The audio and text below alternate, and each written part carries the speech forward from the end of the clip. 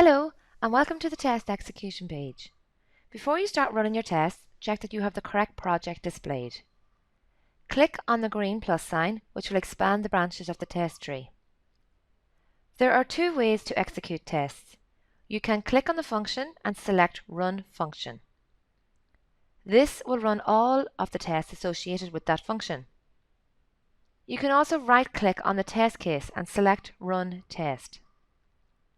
This will run the test steps only for this test case.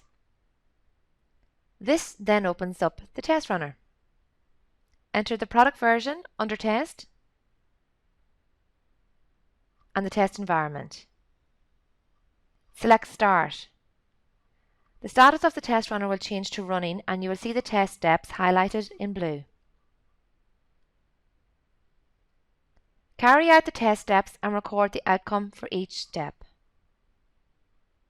Use the paperclip to attach a screenshot or any other documentation that is needed.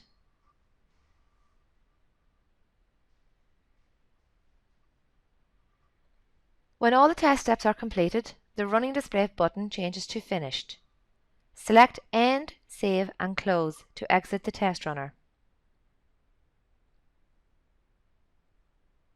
Select Run Function this time.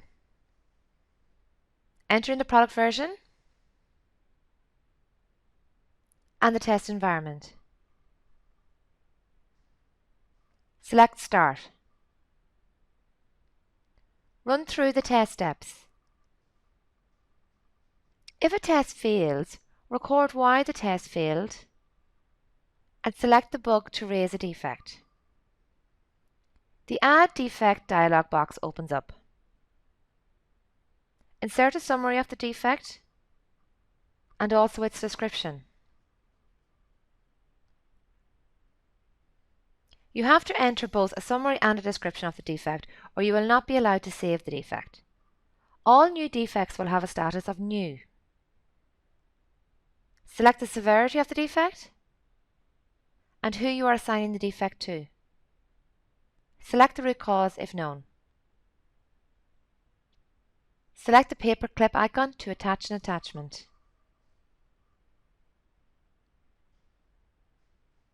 When the files have been successfully uploaded, the paperclip will turn red. Select Add to save the defect. A pop-up will appear displaying the defect ID, which will also appear on the defect page. A notification email will be sent to the person to whom you assigned the defect to. You must enter the reason why the test step has failed in the Actual Results section prior to selecting Failed, or the description of the reason will not be saved. After each test case has been executed, the overall result from all of the test cases associated with function will be displayed by a flag icon. A red flag indicates that at least one test step has failed. If a test step has failed, the overall result will give a failed status. This status is dominant over all the other statuses. If a test step has a blocked result, a red icon with an exclamation mark will be displayed. A blocked step is dominant over all other statuses except for a failed status.